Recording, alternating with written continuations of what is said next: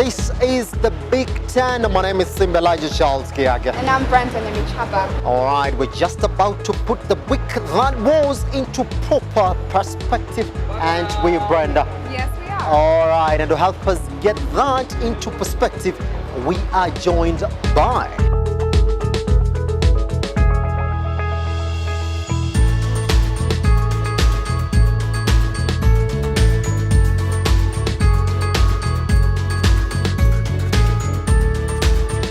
We begin the Big Ten this week by looking at policy pronouncement by the Central Bank's Monetary Committee. In its latest sitting, the committee opted to leave the Central Bank of Kenya's lending rate at 9%, leaving it unchanged for the fifth time consecutively. Now, this basically means that the status quo remains in commercial bank lending in Kenya. Now, commercial banks would have to lend loans at no more than 13% per annum, in line with the interest rate capping. That is indeed true, Brenda. Now, this comes just a fortnight after the High Court of Kenya annulled some sections of the interest cap rate law, terming it, quote, indecisive, vague, null, and imprecise. After that, they directed the High Court to review the law within just 12 months. For the CBK, the continued interest rate capping hinders the influence over the actual direction that interest rates should be taking. Now, the question we're asking is, what's the way forward for interest rate setting in Kenya? The reason why CBK puts it that way is to ensure that they have looked at how the market is, they have looked at how inflation is, they have looked at all macroeconomic factors, how the economy is, and then they've seen it's better to put it at 9%. But going forward, you find that Kenya has a credit, actually there's a credit crunch as of now, that people want money, but banks are not lending because there's no money in lending to a normal mwananchi. So banks are now giving loans to the government because the government one is less riskier than a normal mwananchi, and they're giving better returns because you find 13% and the deposit rate, that margin that is being left there is so minimal for a bank to make money. So for the way forward, I would say is that the government should think about doing away with the interest cap. Let somebody's credit score. The credit score is something that is found in a credit report based on how you're borrowing, how you pay back. Let your credit score speak for your loan. Let it now be able to determine how much money a bank can give you. Let the interest capping be removed. It does work with credit scores. I think that's the way forward. And at least that one will limit the credit crunch. Over to another big issue here on the Big Ten that we classify as a big business moment for you as we close your week. Now, over just 2 decades ago, the coffee sector in the country was booming with bounty. Production volumes were high, so were the prices and earnings to the farmers. Kenya stood shoulder to shoulder with its key rival coffee growers within the East African region, including Uganda, Ethiopia, and Tanzania. As of the 1990s, Kenya's coffee production was fairly in step as of Ethiopia and Uganda, according to the International Coffee Organization. Coffee continues to attract premium prices both locally and internationally, but ironically, it is the coffee producers, more specifically the small-scale coffee farmers, who are facing the hard times. This even as coffee continues to attract global attention due to its unique aroma. Now, it is against this backdrop that the International Coffee Organization held its 124th conference in Nairobi, a first in Africa ever since its establishment in 1963. Now, let's take a look at the reasons behind the poor performance of Kenya's coffee sector and what the future holds for this global commodity. Even if you look at the last 40 years in terms to coffee production, it's actually going down. As much as the prices could be lucrative right now to farmers, but some of the reasons could be because of frustrations of farmers. You find small-scale farmers, if you go to now many areas that were now growing coffee, people have now changed the type of crop they grow. You find now a farmer cuts down all the coffee trees, plants cabbages, because cabbages you go to a market and sell. Coffee, you'll have to first take it to the factory to be processed, then you wait for payments. So you find all those frustrations, all those things that now farmers have gone through. They ended up saying, no, there's no money here. Even if the money at the end you'll get is more, but there's no money because of the waiting that you have.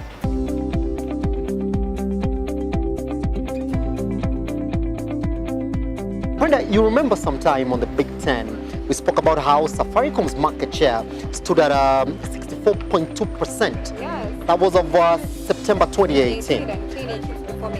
True, better. Now we know that we have 46.6 million customers in the country.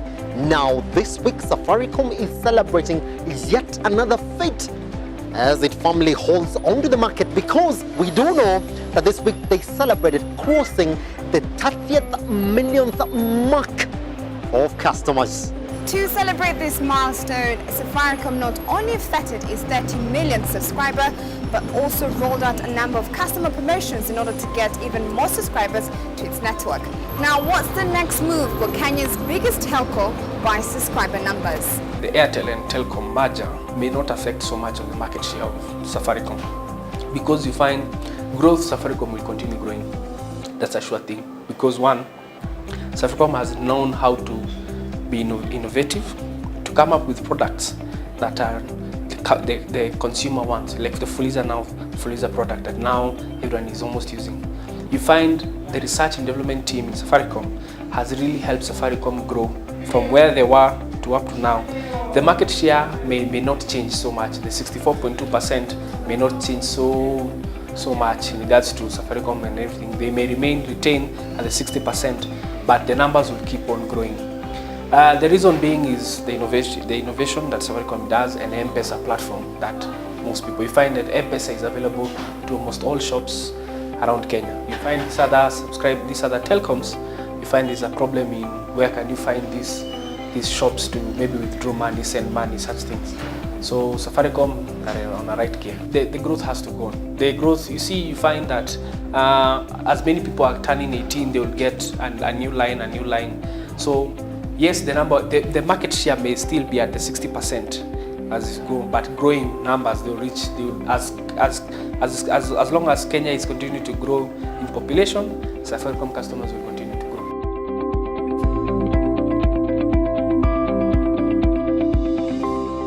All right, still on the Big Ten this week. Now, National Bank of Kenya has issued profit warnings for the period ended 31st December 2018, citing high provision for bad loans and high costs for one-off staff restructuring. Yes, this means the Nairobi Securities Exchange listed lender expects to post at least 25% lower earnings for the year ending December 2018 as compared to the previous year. Indeed, Brenda, now this means the net profit for that period will not close the 308 shillings million mark. But it's not only NBK that issued profit warnings. Kenya Insurance Corporation also issued a similar warning. With the profit warnings, what does this mean therefore to the performance of the sector, and is there danger in the horizon for Kenyan businesses? So of course, when you look at economic performance, there are various measures in which you can measure the performance of the economy, but in reference to the profit warnings, the best indicator is the stock market performance and also the GDP. So starting with the stock market performance, and before we even reach that, it's important to note it's not only NBK and Kenya Re that have issued profit warnings. There are actually 8 listed companies that have issued profit warnings. So to note their impact in the economic performance and specifically the stock market performance, one is to check how relevant are they in the measure of stock market performance, which in this case is the Nairobi 20 Share Index. Kenya Re is part of the company that forms the index, so it does have an impact. So when you evaluate Kenya Re and check that, one factor you check is that it does have an impact in the stock market performance because of the NSE 20 Share Index. The next thing is to check to what magnitude does it have, which is not quite minimal. So if the other companies are performing in the NSE 20 Share Index and Kenya Re has issued a profit warning, then it won't have an impact in the stock market performance. But one thing you need to know is every profit warning issued is correlated with the yields of that specific company. So in this case, when you look at the Nairobi Securities Exchange and how Kenya Re is performing, the yield to date is negative. In fact, all the 8 companies that issued the profit warning have negative yields. So it will impact negatively on the stock market, or rather on the share price. So in that case, Kenya Re would have an impact in the stock market, but National Bank, which is not is not a company that is used to measure the NSE 20 share index, will not have any impact in the stock market performance. Another way you can look at it is in terms of GDP. And for this, Kenya Re and National Bank and the other 6 companies, what impact do they have on the GDP? One way to look at this is understanding what are the major industries that affect the GDP. There's agricultural, which is the major sector. There's finance, there's wholesale and retail, there's real estate. So when you look at the impact National Bank, which is in the banking sector, it shows that it does have an impact. But when you look at the other sector, the other companies in the banking sector, that is recently Equity, Faulu Kenya, and I&M, they issued net margins. So the effect in the banking sector will be positive. So the role National Banking play as far as performance in the financial sector is concerned will not affect that economic performance.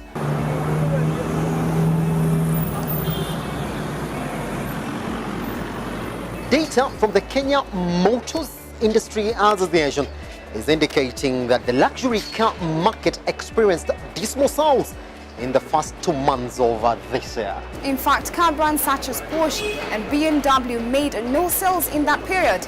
The sales of new vehicles in the Kenyan market and overall dropped by nearly 15% to 1,680 units. Oh, thank you, Brenda. Which brings us to the question, is there more than meets the eye? And what is this mean to the state of the economy? You found that the government also brought the story of the money laundering scheme, and part of it was the luxury cars. They could be that some of the reasons some of the customers were buying were through, so that the money laundering was involved there, and maybe could be one of the reasons why it's going down. But you'd find most of the reasons why you're finding now the dip in some of the sales of these cars is because people are now going to maybe are now opting to buy maybe cars that are from maybe Japan or China, which are cheaper, better to maintain. You also find that some of the people who are buying these luxury cars are buying them using a credit facility from bank. Now, I remember earlier I said banks are now giving credit, they are offering credit to the government. So that credit now, that difference now is now making me find now the sales are now going down.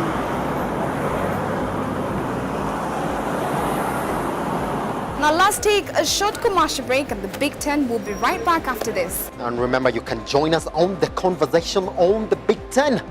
All social media platforms, Metropol TV KE. Have I got it right, Brenda? Yes, you have. All right, let's take a break.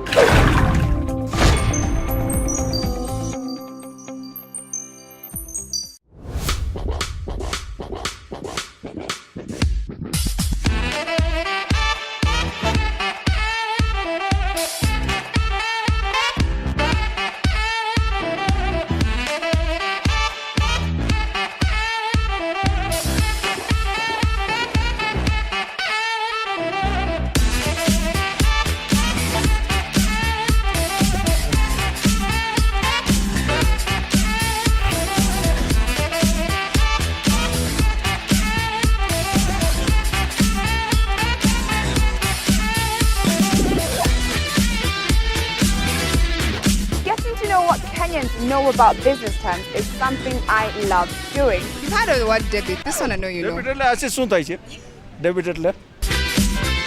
are keen on actively playing our role in positioning Kenya as an investment hub for East and Middle Africa.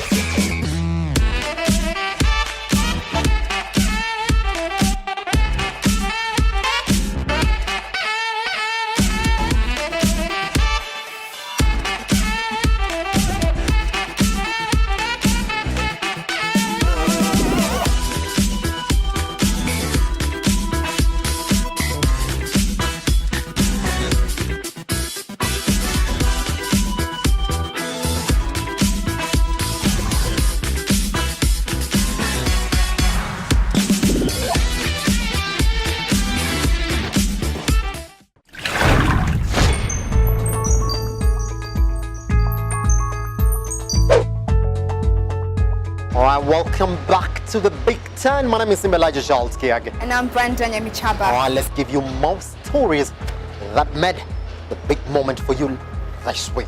Casinos, land and luxury cars are set to come under tight scrutiny as the government looks to close loopholes that criminals and corruption cartels use to launder illicit cash in the country. A high-powered money laundering task force has been formed to establish further the extent of money laundering in the gambling, real estate and second-hand vehicle motor sector. This comes a year after a joint report by the African Union and the United Nations Economic Commission for Africa indicated that Kenya is hemorrhaging billions of money to illicit cash outflows, money which they say could be invested in struggling sectors of the economy like healthcare, education and infrastructure. This is the question that is on everybody's mind as we close the Big Ten. Is Kenya ready to tackle the illicit cash menace? I would say Kenya is good at making policies and forums and referendums. The strategies they will create do work. If you look at the policy that they will create, for example, right now they came up with a panel of over 30 state corporations in Kenya to see how they can they go and see the industries that have loopholes for money laundering, and then be able now to come up with strategies on how to mitigate this risk, this problem. So you find that strategy that and they have 1 year, because I think it's supposed to until 31st March to last next year, 2020. So you'll find the strategies they will come up with will be strategies that can work, but it's the implementation part that now we fail as a country. We go ahead and what I suggest is let us now also follow up on the implementation stage. Yes, we have come up with policies. Yes, we have come up with strategies on how to catch maybe these people who are doing these things. Let us now implement.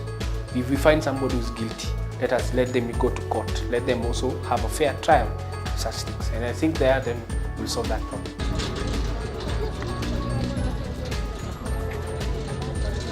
The prolonged dry spell in the country has been quite clear in the last 2 weeks, with an estimated 1.1 million people in need of food in 12 counties across the country. Now that is indeed true, Brenda, because the drought is literally eating up the dairy industry in the country, which has seen milk to processors drop by 40%. This could mean a sharp increase in milk prices, which would see half a packet of milk go up from the current 50 shillings.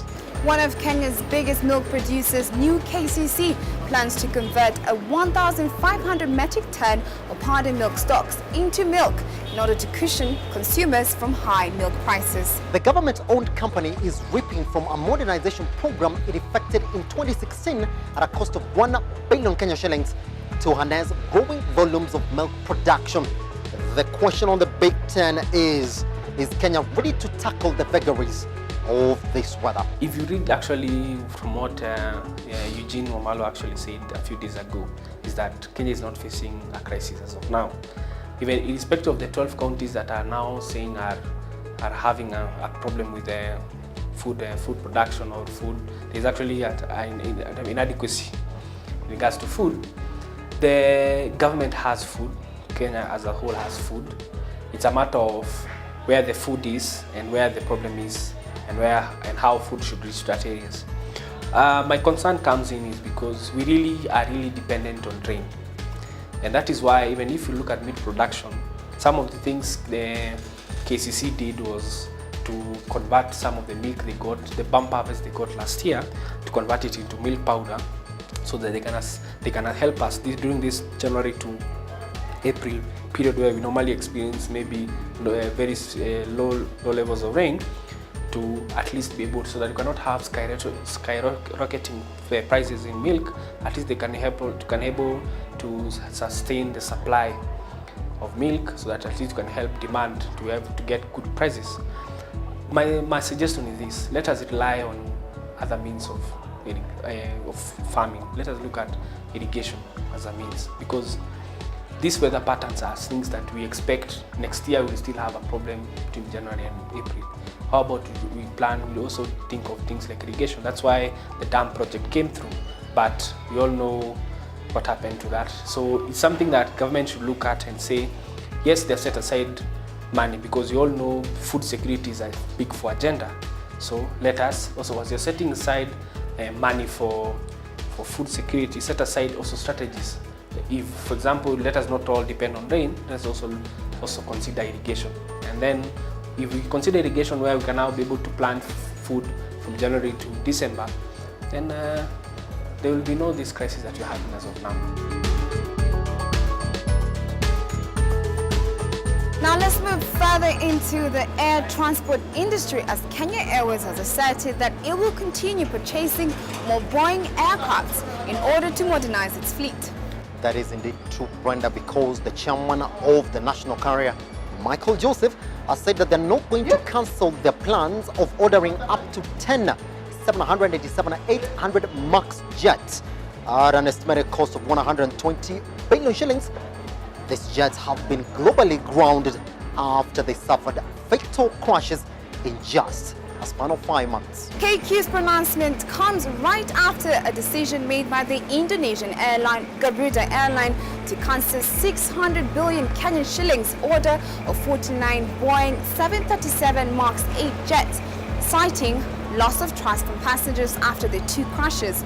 Now the question we're asking, are KQ's planned acquisitions really a good idea? If you read KQ's statement properly, and it says that Boeing is better in regards to purchasing it and also maintaining it, and also when it comes to training their pilots on how to use the aircraft, it's better. It will be a faster process.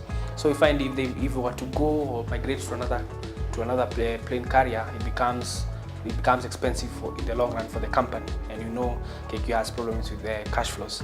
So you find that they say that by the time the planes they have ordered will be coming to Kenya, they hope Boeing will have fixed that problem they're having with the 737-800, and so they actually have trust that Boeing will be able to sort this out. Yes, I think it's a good idea, and because Boeing, as much as we may say it has had two accidents in the last 5 months, is still one of the safest plane manufacturers in the world. So I would say yes, it's a good idea for KQ, as long as the 737 is the problem that they had is already will be fixed by the time they buy. So I say I support that idea.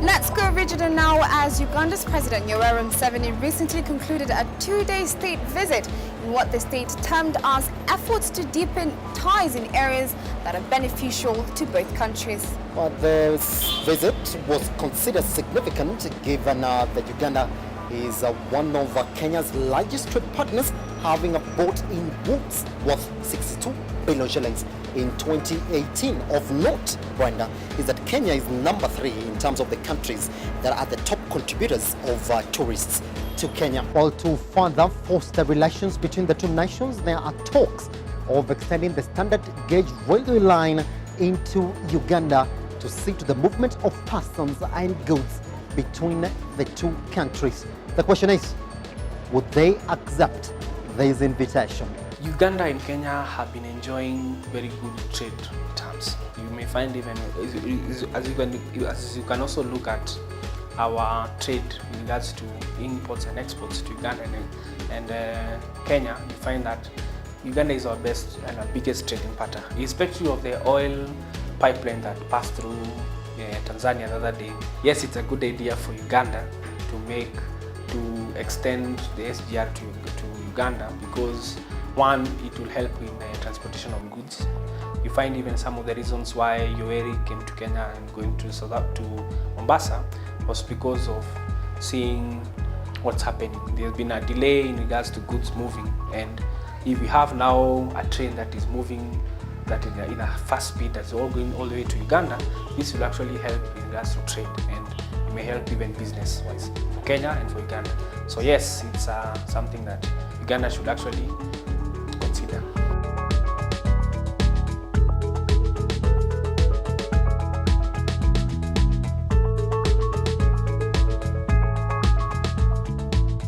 Finally, the United Kingdom, Kenya's biggest trader, is facing one of its biggest political tests yet as its parliament attempts to break through a running deadlock of where it's going as it exits the European Union. That is indeed true, Brenda, now because the EU has given the UK until April 12th to accept. The rest may all come up with alternative proposals.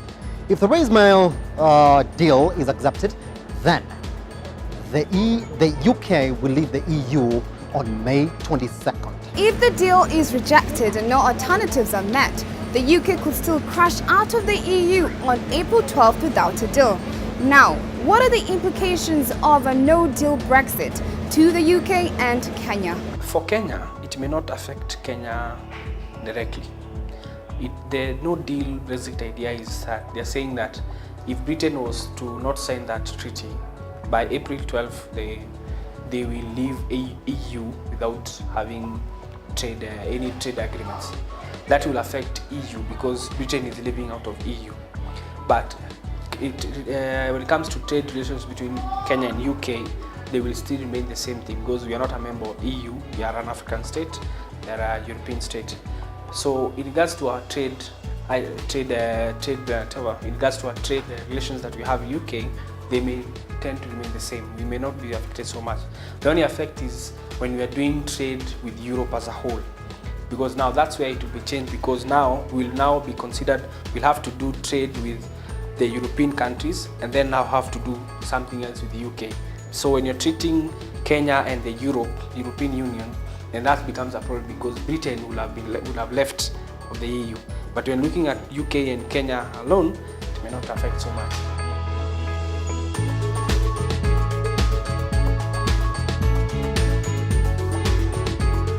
All right, Brenda, that marks the end of the Big Ten for this week, isn't it? Sadly does. All right, I would like to say a big thank you for the experts who made this a success it was. And remember, if you want to catch more episodes of the Big Ten, do follow us on our social media platforms. That is at Metropol TV KE. Well, my name is Brenda Chamba. My name is Simba Elijah Charles Kiage. What do we say? Goodbye? Goodbye. All right, See you guys. next time. See you next time, isn't it? Yes. That's a better one. Yeah. All right, see you next time.